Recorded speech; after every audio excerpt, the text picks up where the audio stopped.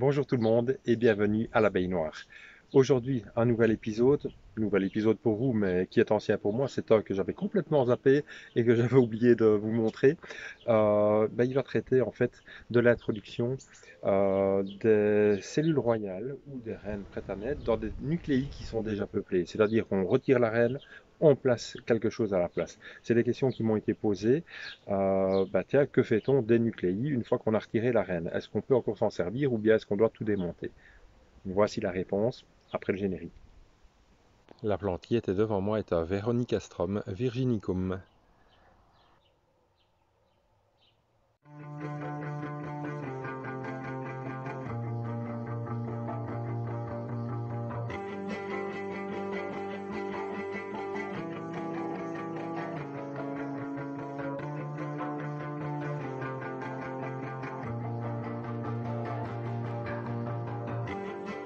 Tout pour permettre au vernis de sécher parce que les abeilles n'aiment pas ce goût-là. Je remplace la défaillante ou la plastique par une cellule. Alors non, les abeilles ici ne sont pas des noires. Vous voyez beaucoup d'annonces. Il n'y a presque rien. Et là,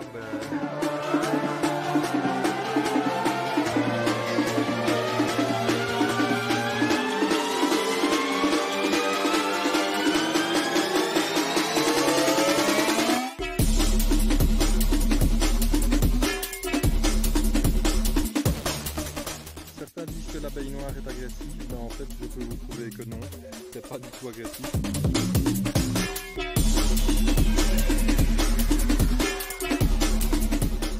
Ça va durer 24 heures et puis il y aura plus de noir.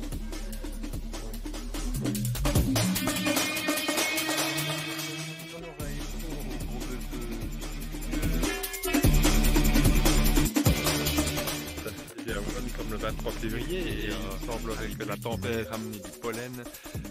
On les voit notamment dans les crocs. En fait, la semaine passée, le palais n'a pas du tout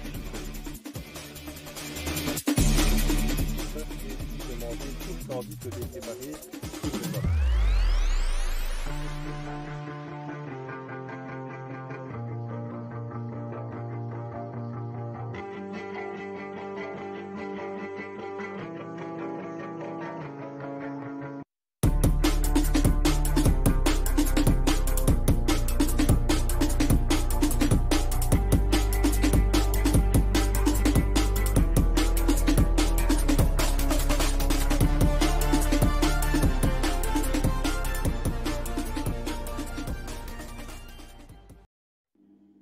Nous sommes à l'aube du 12e jour après le greffage des larves.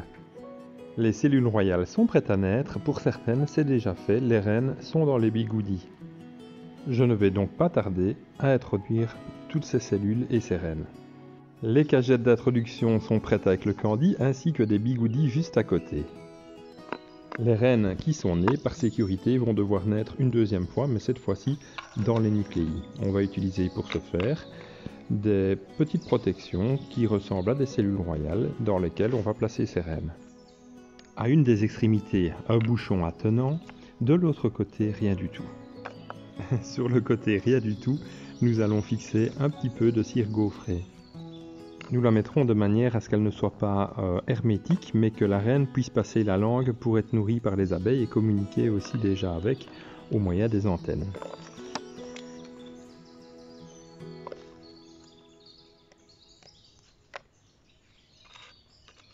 Ce matin-là, 3 reines étaient nées. Voici 3 protections pour protéger les reines et les faire naître à nouveau. Les bouchons de cire étant placés, c'est à présent au tour des reines d'entrer dans le tube. Alors ici, je n'ai aucun risque qu'elles s'envolent. Elles venaient à peine de naître, elles ont voyagé dans ma poche pendant à peu près 1h30. Et là, on arrive, il est très tôt le matin, il n'est même pas encore 6 heures sur le rucher. Autrement dit, il fait frais. Et forcément, elles ne sont pas super vaillantes et super combatives. Elles ne risquent certainement pas de s'envoler ou de courir partout. Voici la deuxième qui est enfermée. Maintenant, c'est au tour de la troisième de rentrer dans le tube.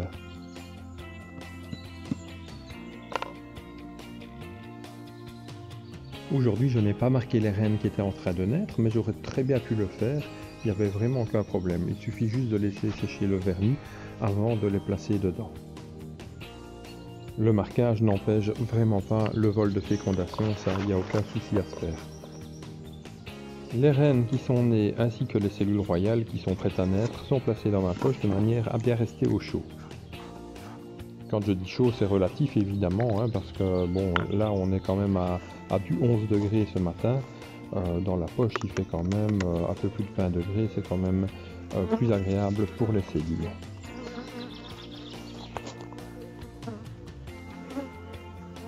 Donc la question qui m'avait été posée, en fait, c'était de savoir ce qu'on faisait des nucléi et des abeilles qui étaient dedans une fois que la reine est en ponte et a été prélevée pour être dirigée vers une ruche de production. Et donc, pour répondre à cette question, voici comment je procède. Je suis en train de rechercher après la reine, après avoir vérifié qu'il y a de la ponte et des larves. Une fois que je les saisis, je l'écarte et forcément, j'ai plusieurs solutions à partir de ce moment-là avec mon nucléi. Je replace les cadrons dans le bon sens, toujours avec le trou qui me permet d'introduire une cellule après, toujours le trou qui doit être formé après le réservoir de nourriture. Après ça, je prends la reine et bien sûr, je vais la marquer. La plupart des apiculteurs demandent à avoir une reine marquée. Pas tous, hein, il y en a qui préfèrent les laisser sans marquage. Lorsque la reine est marquée, je la place dans un bigouti avec un porte-cupule et une cupule bien sûr qui bouche le trou, autrement la reine pourrait sortir dehors. Ensuite, avec ma cagette et du candy, je l'applique sur le rayon pour prélever quelques abeilles. Le tout sans pincer les abeilles et donc sans clipser à fond.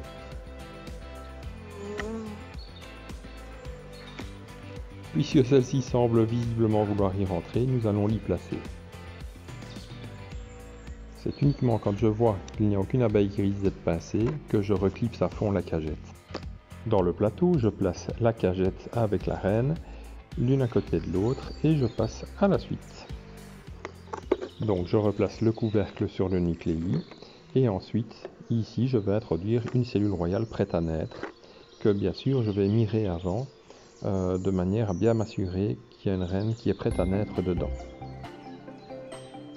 Donc mirer, bien sûr, c'est regarder au travers avec une source de lumière derrière, ici le soleil. Afin d'éviter que la cellule ne soit rongée par le côté par les abeilles et ne tue la reine, nous allons devoir pousser la cellule royale dans un protège-cellule. Les abeilles n'attaquent jamais une cellule royale par la pointe, toujours par le côté. Alors avec le doigt, vous poussez bien à fond, de manière à laisser dépasser la pointe. Si votre doigt est trop gros, vous prenez un ustensile. La cellule royale prête à naître est introduite directement entre deux cadrons par le trou prévu à cet effet et on peut passer au nucléi suivant. Un des signes qui ne trompe pas, quand il y a une reine dans le nucléi, les abeilles construisent. Et là où c'est encore mieux, c'est quand vous avez des larves et de la ponte dans les cellules. Comme c'est le cas, je vais déjà introduire quelques abeilles dans la cagette avant même d'avoir trouvé la reine. En moyenne, pour avoir une bonne cagette remplie, on prend 6 à 10 abeilles qui accompagneront la reine.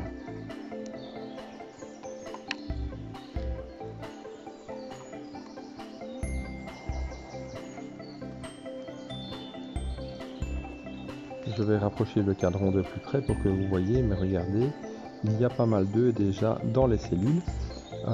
Alors ça arrive souvent que la reine en début de ponte doive apprendre à pondre, elle en fait plusieurs par cellule. Ce n'est évidemment pas le signe d'une colonie bourdonneuse.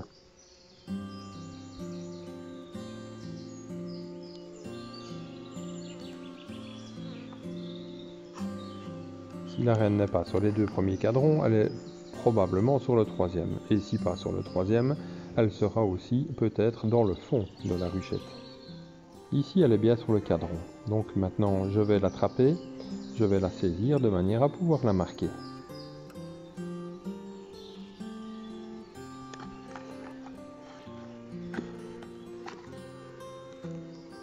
Je la fais tourner entre les doigts pour bien la positionner, pour avoir le dessus du thorax face à moi, de manière à pouvoir marquer facilement.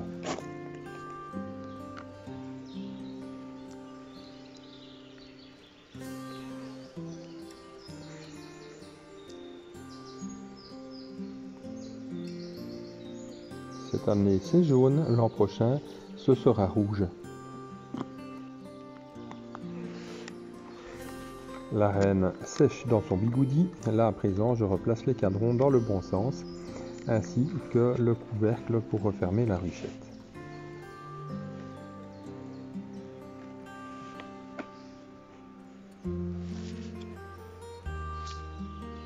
Il y a une abeille retardataire que je vais faire rentrer par la trappe. Voilà.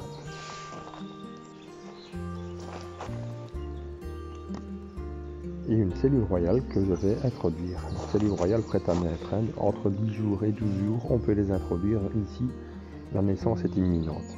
Bien sûr, je vais contrôler quand même par mirage pour m'assurer qu'il y a bien une abeille dedans prête à naître, une reine. Je ne sais pas vous, mais on la voit bien par transparence. On voit même qu'elle bouge, donc les pattes et les ailes sont déjà déployées.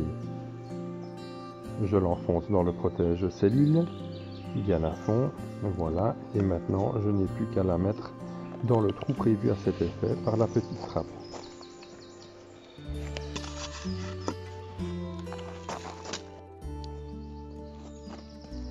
Donc ici, je supprime le numéro 5, hein, c'est la 5e série du picking, les reines que je prélève, et à la place, j'inscris le chiffre 8, c'est le 8e picking qui prend place.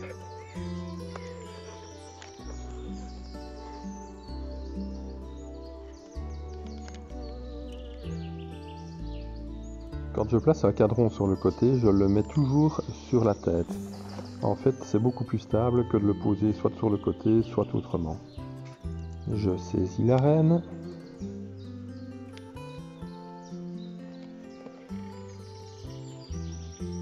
La positionne correctement entre les doigts.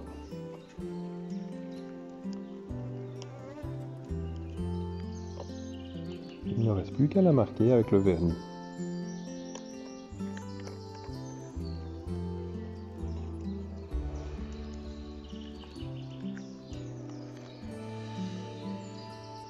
Et là, je la souffle dans le bigoudi pour bien la faire pénétrer, parce que parfois, elles sont tellement vivaces qu'elles ont tendance à ressortir. Alors bien sûr, pour remplir une cagette avec les accompagnatrices, il y a plusieurs solutions. Hein. Soit vous appliquez, comme tout à l'heure, la cagette sur une petite partie des abeilles sur le cadre, voire sur une paroi de la ruchette, ou alors vous remplissez abeille après abeille, vous les placez dans la cagette les unes après les autres. En saisissant les abeilles par le thorax ou par les deux ailes par l'arrière, il n'y a aucun risque d'être piquée, parce que si elle veut piquer, elle doit se recourber vers l'avant. Bon, cela dit, en faisant ça, il m'est déjà arrivé d'être piqué aussi, hein. Ça arrive de temps en temps, mais souvent c'est parce qu'on fait une mauvaise manipulation et qu'on a mal saisi l'abeille.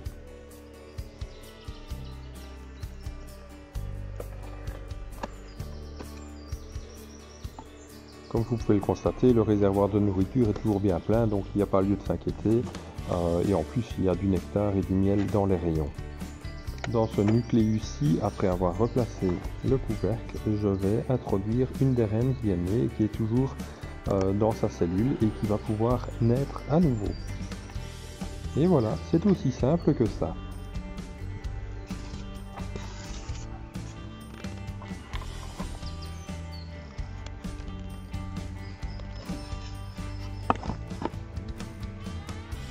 Là, j'enlève une abeille morte. Donc, comme pour tous les autres nucléi, ne pas oublier de changer le nom de la reine, en tout cas du picking qu'on va introduire dedans.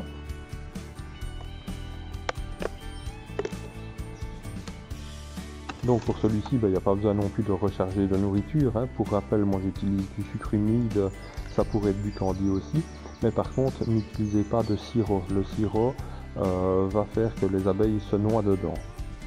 Et en plus ça fermente, et quand vous ouvrez et que ça sent soit la distillerie, soit le vinaigre, c'est vraiment pas bon pour les abeilles.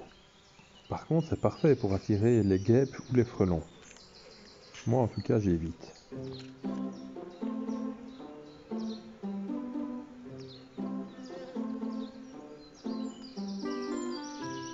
Ah, voilà la reine, donc elle passe d'un côté et puis de l'autre, et voilà, je n'ai plus qu'à la saisir. Quand vous faites cette opération de retirer les reines ou de les marquer, faites-le toujours tôt le matin ou tard l'après-midi, car entre les coups, les reines peuvent s'envoler. Alors si ça arrive et qu'elle s'envole, que vous êtes toujours sur votre rucher de fécondation, ce n'est pas bien grave, vous refermez le nucléi, après quelques minutes la reine bien souvent va rentrer chez elle. Si par contre vous avez déplacé les nucléi et qu'ils ne sont plus sur le rucher de fécondation, alors là ça peut poser problème si la reine s'envole. En effet, généralement elle va se perdre, vous ne la retrouverez pas. Au mieux, elle pourrait de nouveau se rapprocher des nucléi et vouloir rentrer dans un, mais qui n'est pas le sien. Et les abeilles, si vous ne le voyez pas à temps, vont sauter sur elle, l'emballer et la tuer. Là, je voulais vous montrer comment on remplit la cagette en appliquant sur le bord de la paroi pour ramasser les abeilles. Bon, je suis un petit peu maladroit, donc je dois compléter cette cagette en ramassant les abeilles à la main.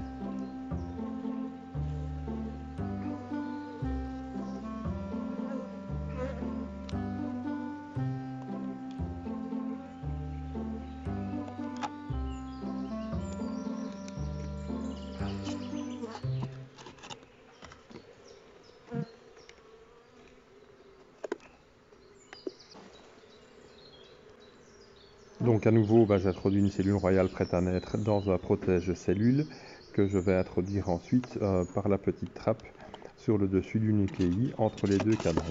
Et puis je peux refermer.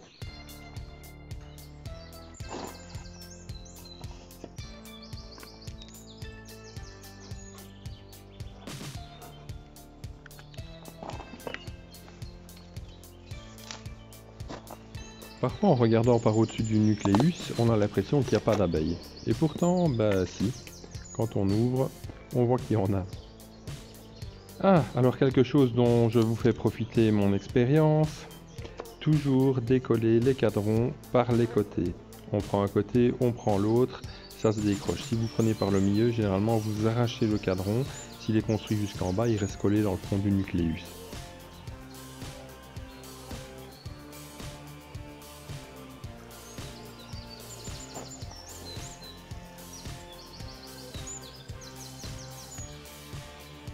Comme il y a de jeunes larves dans ce cadron, ça veut dire que la reine y est, donc je peux prélever les abeilles avant même de l'avoir trouvée.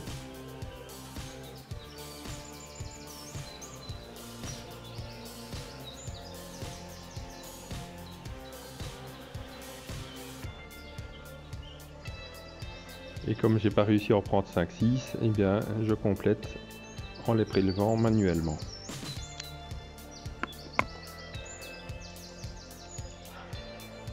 Soulever par les côtés des montants.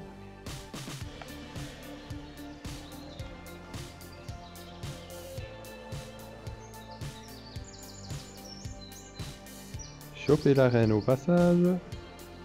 Son abdomen est bien noir, celle-là. Je replace le cadron. Je positionne la reine et je prends le vernis pour l'appliquer sur le dos de celle-ci. Voilà.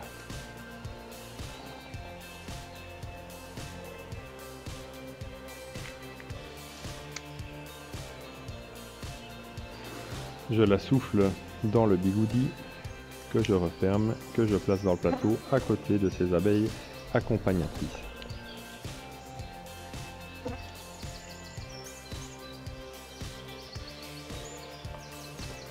La cellule royale est prête à être placée. Je l'ai déjà mirée et mise dans le protège-cellule. Et maintenant, je n'ai plus qu'à l'introduire à travers le clapet. Et je peux refermer et passer à la ruchette suivante. Et là, par contre, si vous croyez avoir tout vu et que ça se répète en permanence pendant le reportage, voilà un cas de figure et qui n'est pas rare. Il n'y a plus rien. C'est malheureux à dire, mais quand on commence avec des nucléi qui n'ont pas de couvain, généralement 1 sur 2, c'est le cas. La colonie déserte et ça n'aboutit à rien. Pourtant, on voit qu'elles avaient commencé à construire leur cadron. Bon, voilà. Il est vidé, je vais le reprendre et il servira pour introduire une prochaine reine dans une nouvelle colonie avec un nouveau paquet d'abeilles. Voilà, si vous trouvez le reportage trop long, c'est le moment de quitter. Autrement, on peut encore en faire une ou deux comme ça ensemble. Dites-moi d'ailleurs si vous trouvez que mes reportages, quand je les fais, c'est trop redondant, si je pourrais couper beaucoup plus vite, ou si au contraire, ça vous plaît de regarder et de faire 2-3 en plus avec moi à chaque fois. Dites-le moi, ça me ferait plaisir. Un avantage de déposer le cadran comme ça sur la tête, en dehors que c'est bien stable, c'est aussi qu'on n'écrase pas les abeilles, parce qu'il y a un petit rebord qui permet justement aux abeilles de pouvoir passer sans se faire écraser.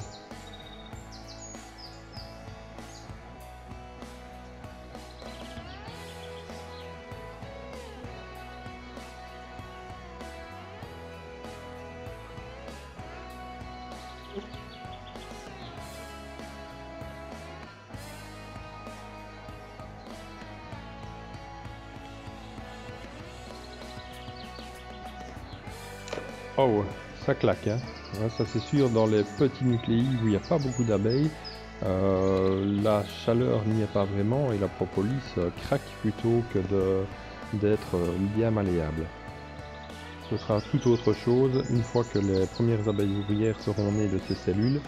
Quand 3 cadrons commencent à lâcher des ouvrières, quand c'est bien plein, là la chaleur elle y est, ça c'est certain. Je dois même retirer des abeilles d'ailleurs pour les faire voyager parce qu'autrement je risque d'avoir les nucléi qui s'étouffent simplement dans la panique du voyage.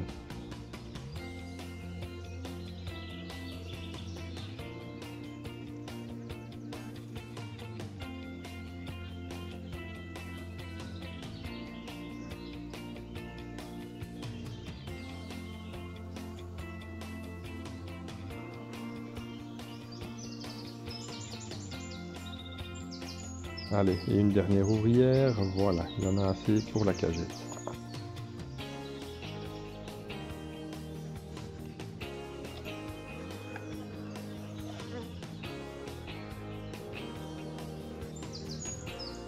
Je saisis la reine, je replace les cadrons.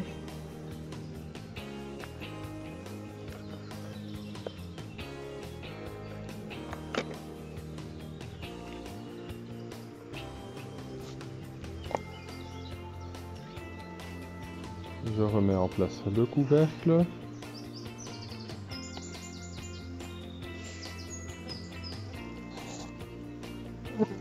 Et la cellule royale. Voilà, allez, je referme. Cette fois, c'était le dernier. Je vous en ai montré assez pour aujourd'hui. Juste une dernière chose. Si vous envoyez des cagettes avec des reines par la poste, placez un ruban adhésif autour des cagettes. Parfois, un simple petit choc pendant le voyage fait que la cagette s'ouvre et là, vous perdez la reine parce qu'elle se répand dans le colis et elle est du coup perdue. C'est dommage d'avoir fait tout ce travail pour rien. Par contre, même si c'est autorisé par la loi de faire voyager des abeilles en colis postal au même titre que les sangsues ou le ver à soie, je n'aime pas ces techniques. Donc, celui qui veut absolument recevoir une reine par colis doit assumer lui-même les risques liés à l'envoi. Et ça, merci pour votre compréhension. Et voilà ce qui en était de l'introduction des cellules en nucléi. J'espère que ça aura apporté quelques réponses à certaines de vos questions. Je vais déjà devoir vous quitter. Je vous rappelle que vous pouvez nous suivre sur les réseaux sociaux, sur Facebook, sur Instagram, ainsi que sur notre blog du site internet l'abeillenoire.be. Je me réjouis déjà de vous retrouver la prochaine fois. J'ai déjà quelques prises de vue en cours, donc je ne tarderai pas à vous donner des nouvelles parce que bientôt nous allons parler bien sûr du nourrissement, quelque chose qui est quand même relativement important dans la vie des abeilles, puisqu'on dit toujours que la saison des abeilles commence au nourrissement, c'est-à-dire à l'automne. Et bien sûr, n'oubliez pas, donnez-moi de vos nouvelles, un petit like si vous avez apprécié, un commentaire, j'y réponds autant que possible. Je vous dis au revoir, à très bientôt, merci, passez un très bon dimanche.